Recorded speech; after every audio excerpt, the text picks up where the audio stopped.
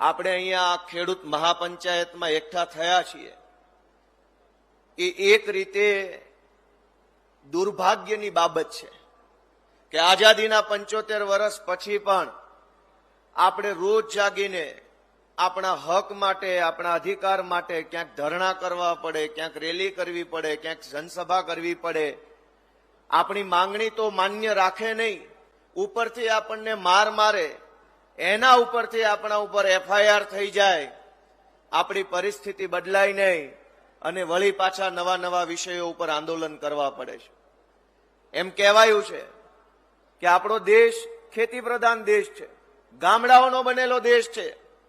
ગામડાના બનેલા દેશમાં, ખેતી પ્રધાન દેશમાં ખેડૂતોએ, ગામડાના માણસે રોજ જાગીને આંદોલન કરવા પડે, ધરણા કરવા પડે, પોતાની માંગણી માટે સડક ઉપર ઉતરવું પડે.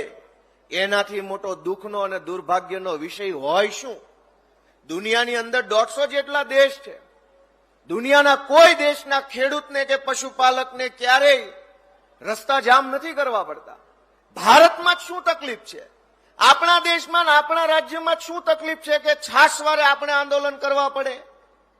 અને એક મુદ્દો હોય તો બરાબર છે, હજારો મુદ્દાઓ, હજારો સમસ્યાઓથી આપણું જીવન ઘેરાઈ ગયું છે. દોસ્તો મિત્રો, મારે આજે તમને આ દૂધ બાબતે વાત કરવી છે, કેમ કે દૂધ જે છે આપણા ભારતની પરંપરામાં, આપણી સનાતન વ્યવસ્થામાં દૂધ એ માત્ર વ્યવસાય નથી, આપણી આસ્થા સાથે જોડાયેલો વ્યવસાય છે. આપણી આસ્થા જોડાયેલી છે.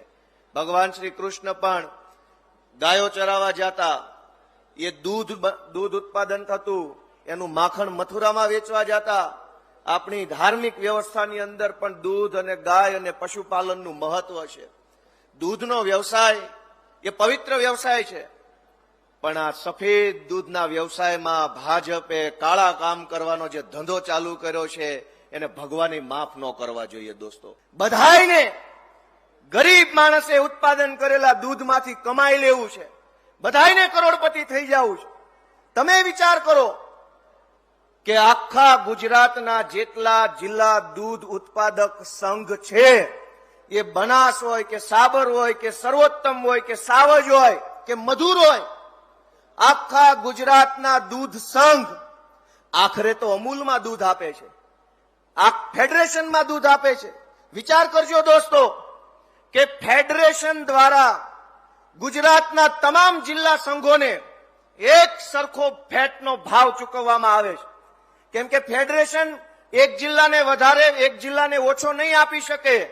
ફેડરેશનનો ભાવ સમાન હોય છે, પણ જિલ્લા સંઘમાં ક્યાંક ફેટનો ભાવ 8 રૂપિયા, ક્યાંક 9 રૂપિયા, ક્યાંક 7 રૂપિયા. તમે વિચારો કે કરોડો રૂપિયા ભાજપના માણસો ખાઈ જાય છે અને એ પૈસા ક્યાં વપરાય છે? હું આજે આ મંચ ઉપરથી ખુલ્લેઆમ જાહેરમાં કહું છું કે આપણી બહેનોએ વહેલા જાગીને સવારના 4 વાગ્યાથી રાતના 10 વાગ્યા સુધી પશુઓ પાછળ જે મહેનત કરે અને જે દૂધ ઉત્પાદન કરે અને કરોડો લીટર દૂધ સંઘમાં અને સંઘના માધ્યમથી ફેડરેશનમાં જાય છે, એ દૂધના પૈસામાંથી CR પાટીલે આખા ગુજરાતના કમલમ કાર્યાલયોની જમીન ખરીદી અને એની ઉપર કમલમ બાંધવાના ધંધા કર્યા છે. ગુજરાતના લગભગ જિલ્લાઓમાં CR પાટીલે સહકારી આગેવાનોને દાબ દબાણ કરી, ધાક ધમકી કરી, મોટા મોટા હોદ્દાઓ અપાવવાની લાલચ આપી, સહકારના પૈસાથી જમીનો લીધી, સહકારના પૈસાથી કમલમ બન્યા. એ કમલમમાં AC લાગ્યું અને એ AC ઓફિસમાં બેઠેલા ભાજપના સાહેબો હવે પોલીસને આદેશ કરે છે કે જાઓ ધોકા મારો આ ભાઈઓને. દોસ્તો, આપણા દૂધના પૈસે બનેલા કમલમમાં બેઠેલો માણસ આપણા વિરુદ્ધમાં વર્તન કરે છે.